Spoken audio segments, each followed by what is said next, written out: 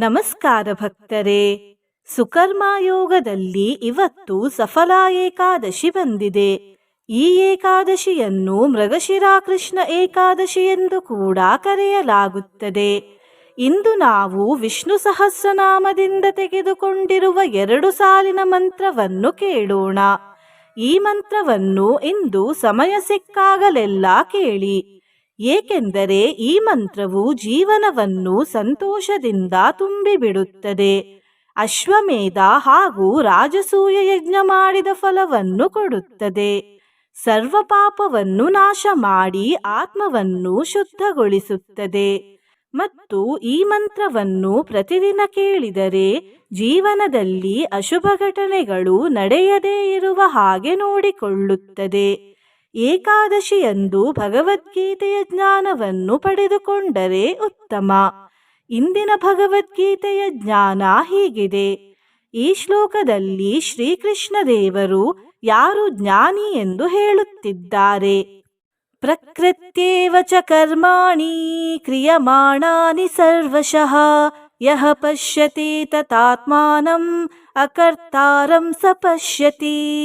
ಈ ಶ್ಲೋಕದ ಅರ್ಥ ಹೀಗಿದೆ: ಸರ್ವಕರ್ಮಗಳು ಸರ್ವ ಪ್ರಕಾರವಾಗಿ ಪ್ರಕೃತಿಯಿಂದಲೇ ಮಾಡಲ್ಪಡುತ್ತವೆ ಅಂತಲೂ ಆತ್ಮನು ಅಕರ್ತವೆಂದು ಅರಿತವನೇ ಜ್ಞಾನಿಯೂ ಆಗಿರುತ್ತಾನೆ ಎಂದು. ಮಂತ್ರ ಜಪಿಸುವ ಮೊದಲು ನನ್ನದೊಂದು ವಿನಂತಿ ಭಕ್ತರೇ, ನೀವು ಚಾನಲಿಗೆ ಹೊಸದಾಗಿ ಬಂದಿದ್ದರೆ ಚಾನಲ್ ಅನ್ನು ಸಬ್ಸ್ಕ್ರೈಬ್ ಮಾಡಿ ಹತ್ತಿರದ ಬೆಲ್ ಬಟನ್ ಅನ್ನು ಒತ್ತಿ. ಮಂತ್ರ ಕೇಳುವಾಗ ಜೈ ವಿಷ್ಣುದೇವ ಎಂದು ಕಮೆಂಟ್ ಮಾಡಿ ಮತ್ತು ವಿಡಿಯೋಗೆ ಲೈಕ್ ಮಾಡಿ ಭಕ್ತರೇ. ಕಣ್ಣು ಮುಚ್ಚಿ ಮಂತ್ರವನ್ನು ಪೂರ್ತಿ 108 ಬಾರಿ ಕೇಳಿ. ಸರ್ವ ಪಾಪ ವಿಶುದ್ಧಾತ್ಮ ಯಾತಿ ಬ್ರಹ್ಮ ಸನಾತನಂ ನ ವಾಸುದೇವ ಭಕ್ತಾನಾಂ ಅಶುಭಂ ವಿದ್ಯತೆ ಕ್ವಚಿತ್. ಸರ್ವ ಪಾಪ ವಿಶುದ್ಧಾತ್ಮ ಯಾತಿ ಬ್ರಹ್ಮ ಸನಾತನಂ ನ ವಾಸುದೇವ ಭಕ್ತಾನಾಂ ಅಶುಭಂ ವಿದ್ಯತೆ ಕ್ವಚಿತ್. ಸರ್ವ ಪಾಪ ವಿಶುದ್ಧಾತ್ಮ ಯಾತಿ ಬ್ರಹ್ಮ ಸನಾತನಂ ನ ವಾಸುದೇವ ಭಕ್ತಾನಾಂ ಅಶುಭಂ ವಿದ್ಯತೆ ಕ್ವಚಿತ್. ಸರ್ವ ಪಾಪ ವಿಶುದ್ಧಾತ್ಮ ಯಾತಿ ಬ್ರಹ್ಮ ಸನಾತನಂ ನ ವಾಸುದೇವ ಭಕ್ತಾನಾಂ ಅಶುಭಂ ವಿದ್ಯತೆ ಕ್ವಚಿತ್. ಸರ್ವ ಪಾಪ ವಿಶುದ್ಧಾತ್ಮ ಯಾತಿ ಬ್ರಹ್ಮ ಸನಾತನಂ ನ ವಾಸುದೇವ ಭಕ್ತಾನಾಂ ಅಶುಭಂ ವಿದ್ಯತೆ ಕ್ವಚಿತ್. ಸರ್ವ ಪಾಪ ವಿಶುದ್ಧಾತ್ಮ ಯಾತಿ ಬ್ರಹ್ಮ ಸನಾತನಂ ನ ವಾಸುದೇವ ಭಕ್ತಾನಾಂ ಅಶುಭಂ ವಿದ್ಯತೆ ಕ್ವಚಿತ್. ಸರ್ವ ಪಾಪ ವಿಶುದ್ಧಾತ್ಮ ಯಾತಿ ಬ್ರಹ್ಮ ಸನಾತನಂ ನ ವಾಸುದೇವ ಭಕ್ತಾನಾಂ ಅಶುಭಂ ವಿದ್ಯತೆ ಕ್ವಚಿತ್. ಸರ್ವ ಪಾಪ ವಿಶುದ್ಧಾತ್ಮ ಯಾತಿ ಬ್ರಹ್ಮ ಸನಾತನಂ ನ ವಾಸುದೇವ ಭಕ್ತಾನಾಂ ಅಶುಭಂ ವಿದ್ಯತೆ ಕ್ವಚಿತ್. ಸರ್ವ ಪಾಪ ವಿಶುದ್ಧಾತ್ಮ ಯಾತಿ ಬ್ರಹ್ಮ ಸನಾತನಂ ನ ವಾಸುದೇವ ಭಕ್ತಾನಾಂ ಅಶುಭಂ ವಿದ್ಯತೆ ಕ್ವಚಿತ್. ಸರ್ವ ಪಾಪ ವಿಶುದ್ಧಾತ್ಮ ಯಾತಿ ಬ್ರಹ್ಮ ಸನಾತನಂ ನ ವಾಸುದೇವ ಭಕ್ತಾನಾಂ ಅಶುಭಂ ವಿದ್ಯತೆ ಕ್ವಚಿತ್. ಸರ್ವ ಪಾಪ ವಿಶುದ್ಧಾತ್ಮ ಯಾತಿ ಬ್ರಹ್ಮ ಸನಾತನಂ ನ ವಾಸುದೇವ ಭಕ್ತಾನಾಂ ಅಶುಭಂ ವಿದ್ಯತೆ ಕ್ವಚಿತ್. ಸರ್ವ ಪಾಪ ವಿಶುದ್ಧಾತ್ಮ ಯಾತಿ ಬ್ರಹ್ಮ ಸನಾತನಂ ನ ವಾಸುದೇವ ಭಕ್ತಾನಾಂ ಅಶುಭಂ ವಿದ್ಯತೆ ಕ್ವಚಿತ್. ಸರ್ವ ಪಾಪ ವಿಶುದ್ಧಾತ್ಮ ಯಾತಿ ಬ್ರಹ್ಮ ಸನಾತನಂ ನ ವಾಸುದೇವ ಭಕ್ತಾನಾಂ ಅಶುಭಂ ವಿದ್ಯತೆ ಕ್ವಚಿತ್. ಸರ್ವ ಪಾಪ ವಿಶುದ್ಧಾತ್ಮ ಯಾತಿ ಬ್ರಹ್ಮ ಸನಾತನಂ ನ ವಾಸುದೇವ ಭಕ್ತಾನಾಂ ಅಶುಭಂ ವಿದ್ಯತೆ ಕ್ವಚಿತ್. ಸರ್ವ ಪಾಪ ವಿಶುದ್ಧಾತ್ಮ ಯಾತಿ ಬ್ರಹ್ಮ ಸನಾತನಂ ನ ವಾಸುದೇವ ಭಕ್ತಾನಾಂ ಅಶುಭಂ ವಿದ್ಯತೆ ಕ್ವಚಿತ್. ಸರ್ವ ಪಾಪ ವಿಶುದ್ಧಾತ್ಮ ಯಾತಿ ಬ್ರಹ್ಮ ಸನಾತನಂ ನ ವಾಸುದೇವ ಭಕ್ತಾನಾಂ ಅಶುಭಂ ವಿದ್ಯತೆ ಕ್ವಚಿತ್.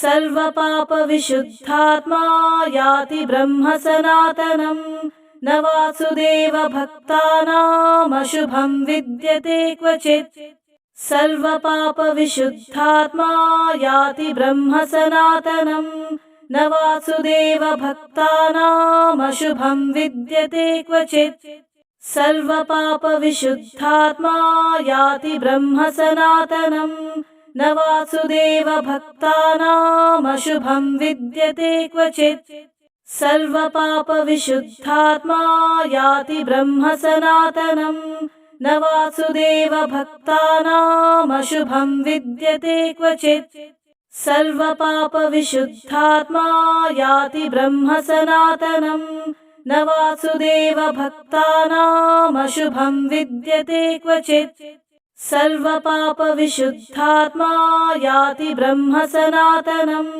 न वासुदेवभक्तानामशुभं विद्यते क्वचित् सर्वपापविशुद्धात्मा याति ब्रह्म सनातनम् न वासुदेवभक्तानामशुभं विद्यते क्वचित् सर्वपापविशुद्धात्मा याति ब्रह्म सनातनम् न वासुदेवभक्तानामशुभं विद्यते क्वचित् सर्वपापविशुद्धात्मा याति ब्रह्म सनातनम् न वासुदेवभक्तानामशुभं विद्यते क्वचित् सर्वपापविशुद्धात्मा याति ब्रह्म सनातनम् न वासुदेवभक्तानामशुभं विद्यते क्वचित् सर्वपापविशुद्धात्मा याति ब्रह्म सनातनम् न वासुदेवभक्तानामशुभं विद्यते क्वचित्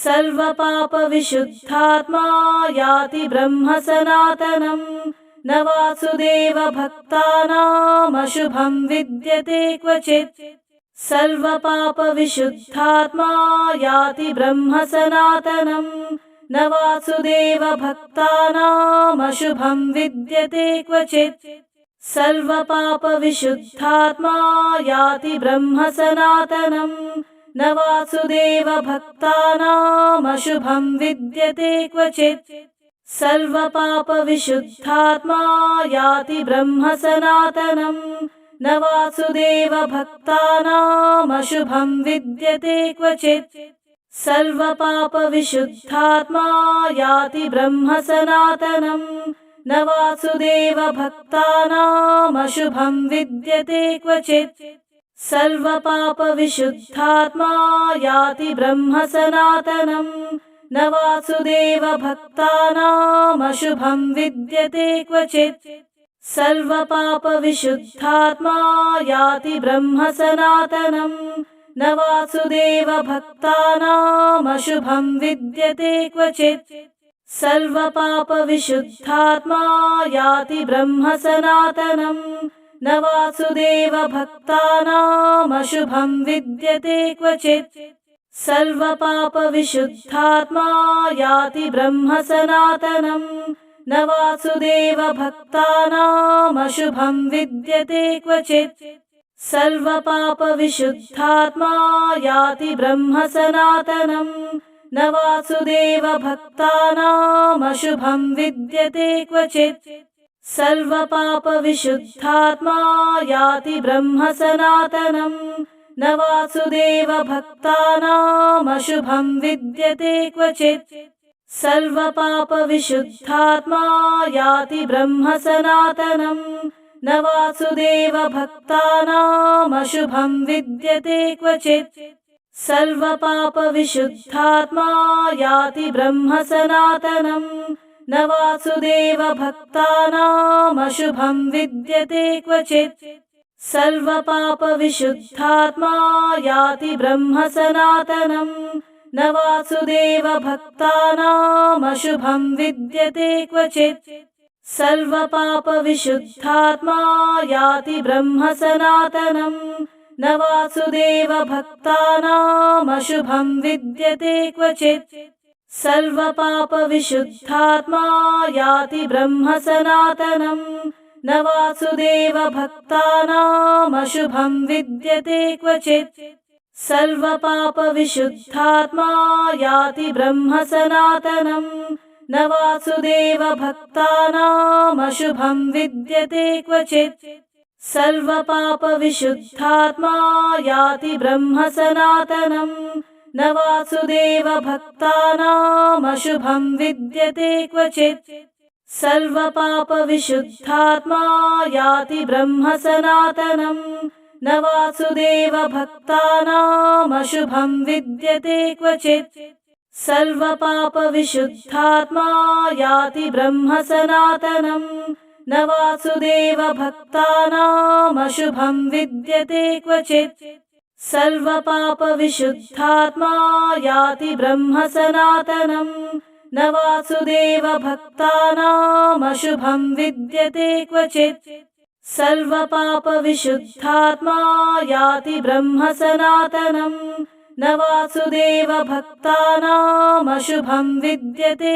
क्वचित् सर्वपापविशुद्धात्मा याति ब्रह्म सनातनम् न वासुदेवभक्तानामशुभं विद्यते क्वचित् सर्वपापविशुद्धात्मा याति ब्रह्म सनातनम् न वासुदेवभक्तानामशुभं विद्यते क्वचित् सर्वपापविशुद्धात्मा याति ब्रह्म सनातनम् न वासुदेवभक्तानामशुभं विद्यते क्वचित् सर्वपापविशुद्धात्मा याति ब्रह्म सनातनम् न वासुदेवभक्तानामशुभं विद्यते क्वचित् सर्वपापविशुद्धात्मा याति ब्रह्म सनातनम् न वासुदेवभक्तानामशुभं विद्यते क्वचित् सर्वपापविशुद्धात्मा याति ब्रह्म सनातनम् न वासुदेवभक्तानामशुभं विद्यते क्वचित् सर्वपापविशुद्धात्मा याति ब्रह्म सनातनम् न वासुदेवभक्तानामशुभं विद्यते क्वचित् सर्वपापविशुद्धात्मा याति ब्रह्म सनातनम् न वासुदेवभक्तानामशुभं विद्यते क्वचित् सर्वपापविशुद्धात्मा याति ब्रह्म सनातनम् न वासुदेवभक्तानामशुभं विद्यते क्वचित् सर्वपापविशुद्धात्मा याति ब्रह्म सनातनम् न वासुदेवभक्तानामशुभं विद्यते क्वचित् सर्वपापविशुद्धात्मा याति ब्रह्म सनातनम् न वासुदेवभक्तानामशुभं विद्यते क्वचित्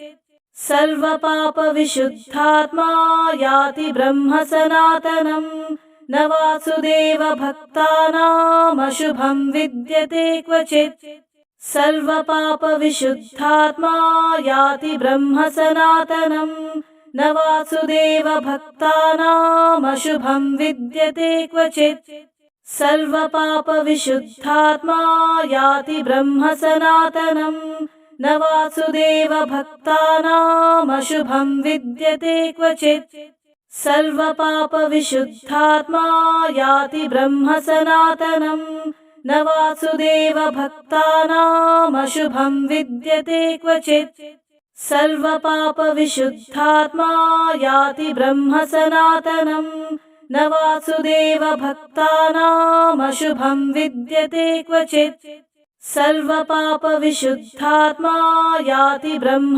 सनातनम् न वासुदेवभक्तानामशुभं विद्यते क्वचित् सर्वपापविशुद्धात्मा याति ब्रह्म सनातनम् न वासुदेवभक्तानामशुभं विद्यते क्वचित् सर्वपापविशुद्धात्मा याति ब्रह्म सनातनम् न वासुदेवभक्तानामशुभं विद्यते क्वचित् सर्वपापविशुद्धात्मा याति ब्रह्म सनातनम् न वासुदेवभक्तानामशुभं विद्यते क्वचित् सर्वपापविशुद्धात्मा याति ब्रह्म सनातनम् न वासुदेवभक्तानामशुभं विद्यते क्वचित् सर्वपापविशुद्धात्मा याति ब्रह्म सनातनम् न वासुदेवभक्तानामशुभं विद्यते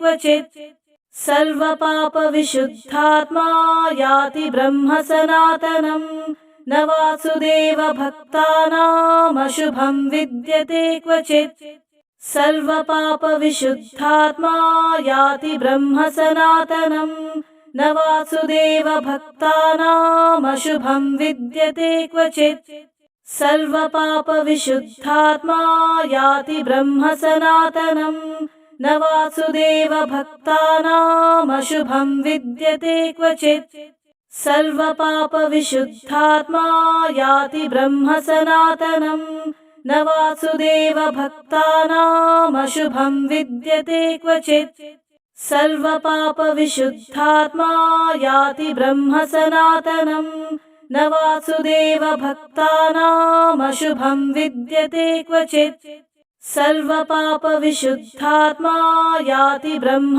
सनातनम् न वासुदेवभक्तानामशुभं विद्यते क्वचित् सर्वपापविशुद्धात्मा याति ब्रह्म सनातनम् न वासुदेवभक्तानामशुभं विद्यते क्वचित् सर्वपापविशुद्धात्मा याति ब्रह्म सनातनम् न वासुदेवभक्तानामशुभं विद्यते क्वचित् सर्वपापविशुद्धात्मा याति ब्रह्म सनातनम् न वासुदेवभक्तानामशुभं विद्यते क्वचित् सर्वपापविशुद्धात्मा याति ब्रह्म सनातनम् न वासुदेवभक्तानामशुभं विद्यते क्वचित् सर्वपापविशुद्धात्मा याति ब्रह्म सनातनम् न वासुदेवभक्तानामशुभं विद्यते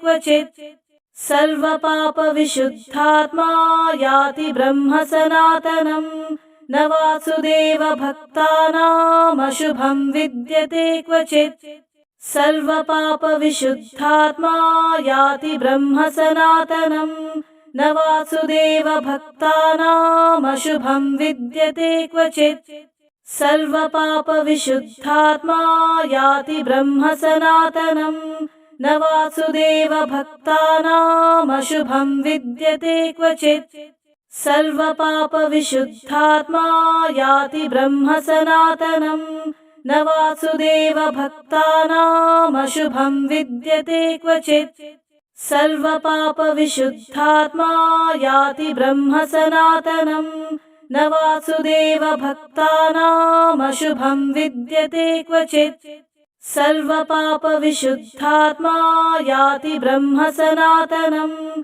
न वासुदेवभक्तानामशुभं विद्यते क्वचित् सर्वपापविशुद्धात्मा याति ब्रह्म सनातनम् न वासुदेवभक्तानामशुभं विद्यते क्वचित् सर्वपापविशुद्धात्मा याति ब्रह्म सनातनम् न वासुदेवभक्तानामशुभं विद्यते क्वचित् सर्वपापविशुद्धात्मा याति ब्रह्म सनातनम् न वासुदेवभक्तानामशुभं विद्यते क्वचित् सर्वपापविशुद्धात्मा याति ब्रह्म सनातनम् न वासुदेवभक्तानामशुभं विद्यते क्वचित् सर्वपापविशुद्धात्मा याति ब्रह्म सनातनम् न वासुदेवभक्तानामशुभं विद्यते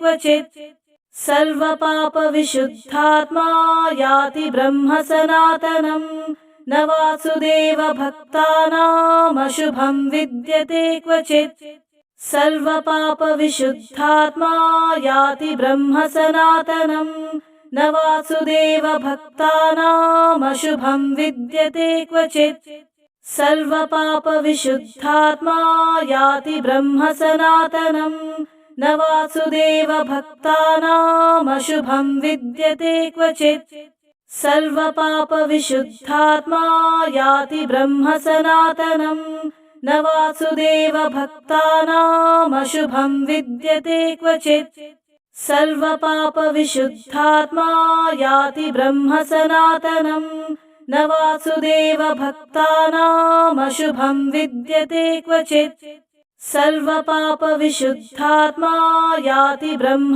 सनातनम् न वासुदेवभक्तानामशुभं विद्यते क्वचित् सर्वपापविशुद्धात्मा याति ब्रह्म सनातनम् न वासुदेवभक्तानामशुभं विद्यते क्वचित् सर्वपापविशुद्धात्मा याति ब्रह्म सनातनम् न वासुदेवभक्तानामशुभं विद्यते क्वचित् सर्वपापविशुद्धात्मा याति ब्रह्म सनातनम् न वासुदेवभक्तानामशुभं विद्यते क्वचित् सर्वपापविशुद्धात्मा याति ब्रह्म सनातनम् न वासुदेवभक्तानामशुभं विद्यते क्वचित् सर्वपापविशुद्धात्मा याति ब्रह्म सनातनम् न वासुदेवभक्तानामशुभं विद्यते क्वचित् सर्वपापविशुद्धात्मा याति ब्रह्म सनातनम् न वासुदेवभक्तानामशुभं विद्यते क्वचित् सर्वपापविशुद्धात्मा याति ब्रह्म सनातनम् न वासुदेवभक्तानामशुभं विद्यते क्वचित् सर्वपापविशुद्धात्मा याति ब्रह्म सनातनम् न वासुदेवभक्तानामशुभं विद्यते क्वचित् सर्वपापविशुद्धात्मा याति ब्रह्म सनातनम् न वासुदेवभक्तानामशुभं विद्यते क्वचित्